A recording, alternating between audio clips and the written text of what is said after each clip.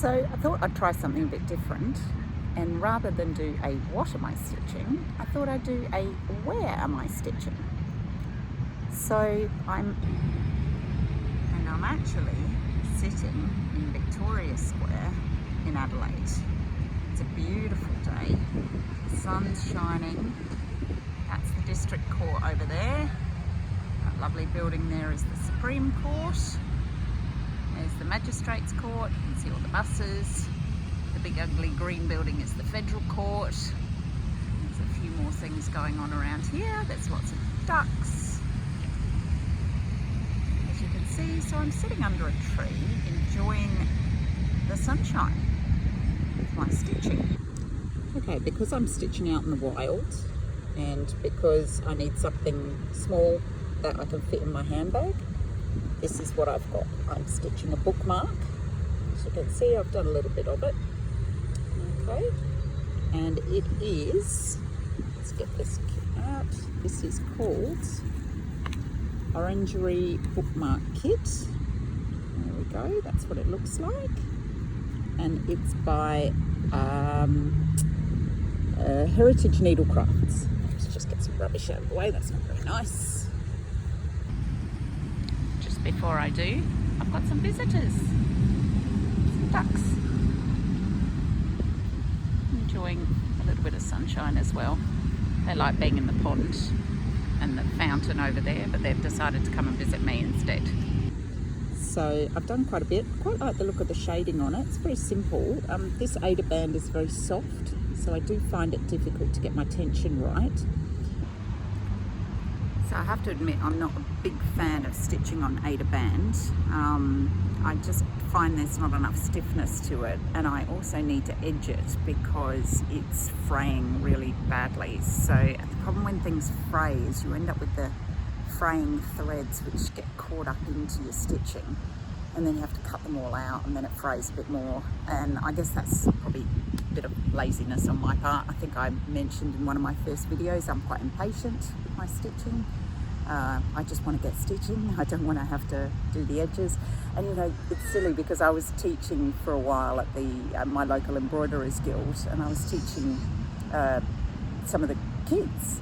And one of the things we always said to them, is you need to make sure you oversew your edges so they don't fray, and you need to make sure you get everything ready and tack it all. So, but it's a typical situation of, you know, do as I say, don't do as I do. And although that's very good advice, it doesn't necessarily mean that we take the advice.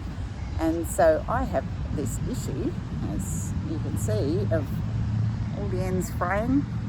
It's not very pretty, and it's getting in everything. But I kind of think that by the time it really annoys me, I'll probably have it finished, and then I'll chop the ends off and oversew it anyway, or sew it anyway, because I'll be putting the backing on and the little tassel on, and it'll become a bookmark. So I think that's the problem. I always oversew my edges on big projects, but on tiny projects I'm like, now I'll be all right.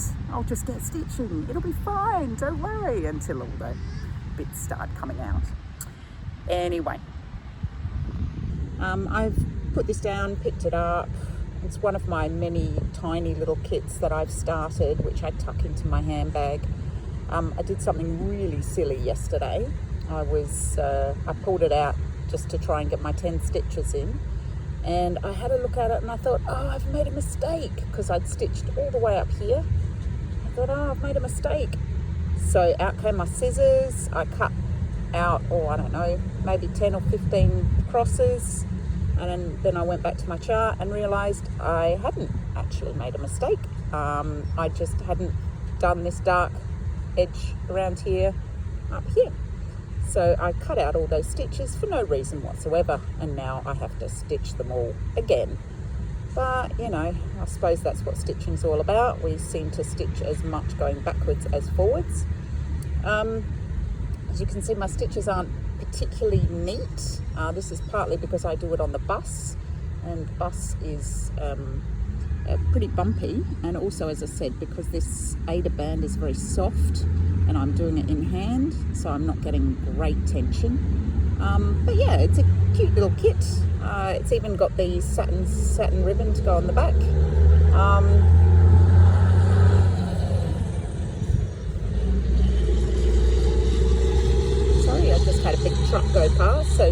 the thing about stitching out in the wild, is it's very noisy.